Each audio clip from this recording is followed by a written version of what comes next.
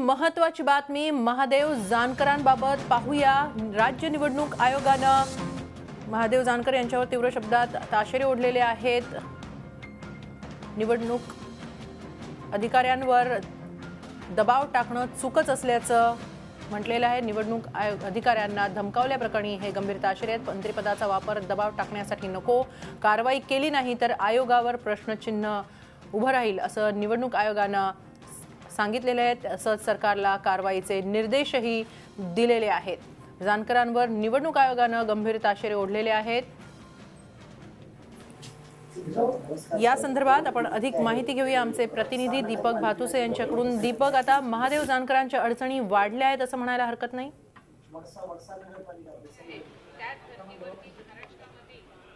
निश्चित हेमाली, कारण निवडणूक आयोगाने या सगळ्या प्रकरणाची चौकशी केली आणि त्याच्यानंतर जो अहवाल दिलेला आहे तो अहवाल अत्यंत गंभीर आहे आणि महादेव जानकरांवर या अहवालामध्ये गंभीर ताशेरे ओढण्यात आलेले आहेत। आपल्याला माहिती आहे निवडणूक आयोगाने या प्रकरणात महादेव जानकरांवर कडनं खुलासा सुद्धा मागवला होता।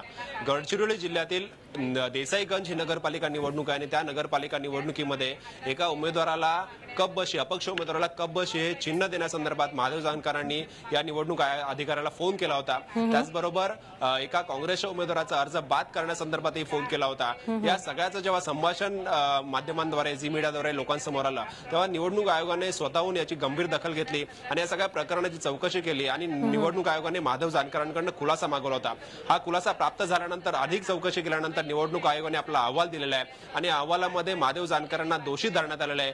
3 कलमांतर्गत महादेव जानकरांना दोषी धरण्यात आलेला आहे। एक तर त्यांनी आपल्या मंत्रिपदाचा दुरुपयोग केलाय आणि मंत्रिपदाचा दुरुपयोग करून त्यांनी अधिकाऱ्यांवर, निवडणूक अधिकाऱ्यावर दबाव टाकल्याचंही निवडणूक आयोगाने आपल्या अहवालात स्पष्ट म्हटलेलं आहे। त्यामुळे महादेव जानकरांविरुद्ध जो गुन्हा दाखल आहे, निवडणूक आयोगाने यापूर्वी जो गुन्हा दाखल केलेला आहे तो गुन्हा सिद्ध होतो असंही या प्रकरणात म्हटलेलं आहे। त्याचबरोबर आणखीन एक गंभीर बाब म्हणजे या सगळ्या अहवालानंतर जर महादेव जानकरांवर कारवाई झाली नाही तर निवडणूक आयोग निपक्षपातीपणावर प्रश्नचिन्ह उभं राहील निवडणूक आयोगाच्या, असं मत जे आहे ते निवडणूक आयोगाने नोंदवलेलं आहे। या मतानुसार निवडणूक आयोगाने हे जे मत नोंदवलेलं आहे त्यामुळे या प्रकरणात महादेव जानकरांवर कारवाई होईल असं दिसतंय आणि आता महादेव जानकरांच्या अडचणी वाढतील। विधिमंडळात तर महादेव जानकरांची मंत्रिमंडळातून हकलपट्टी करावी अशी मागणी नागपूरच्या अधिवेशनामध्ये विरोधकांनी लावून धरली होती। आपल्याला माहिती आहे काल दिवसभर विधानसभा असो किंवा विधान परिषद असो या दोन्ही सभागृहांमध्ये विरोधकांनी ही मागणी लावून धरत कामकाज बंद पाडलं होतं। काल महादेव जानकरांच्या राजीनाम्याच्या मागणीवरून विधानसभेत आणि विधान परिषदेमध्ये काम होऊ शकलं नाही।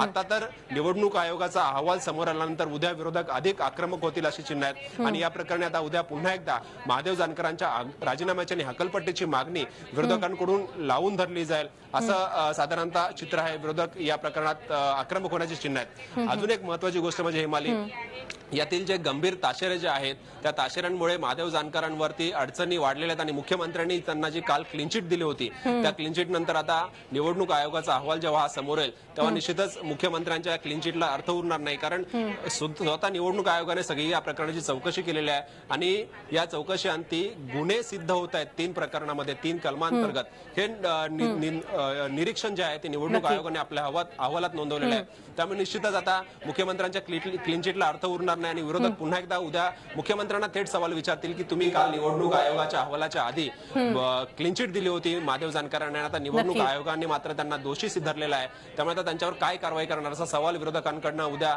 विधिमंडळात उपस्थित केला जाऊ शकतो आणि महादेव जानकरांवरती जे निवडणूक आयोगाने एक वाक्य अहवालात म्हटलेलं जे मगाशी मी सांगितलं की या प्रकरणात जर निवडणूक आयोगाने कारवाई केली नाही तर निवडणूक आयोगाच्या निपक्षपातीपणावर प्रश्नचिन्ह उभं राहील, हे वाक्य अत्यंत गंभीर आणि महत्वपूर्ण आहे। त्यामुळे कदाचित महादेव जानकरांवर कारवाई होण्याची शक्यता वर्तवली जाते। त्यामुळेच आता मुख्यमंत्र्यांच्या भूमिकेकडे सगळ्यांचं लक्ष लागलं असेल। धन्यवाद दीपक, आपण दिलेल्या या सगळ्या माहितीबद्दल। झी 24 तास रहा एक पाऊल पुढे।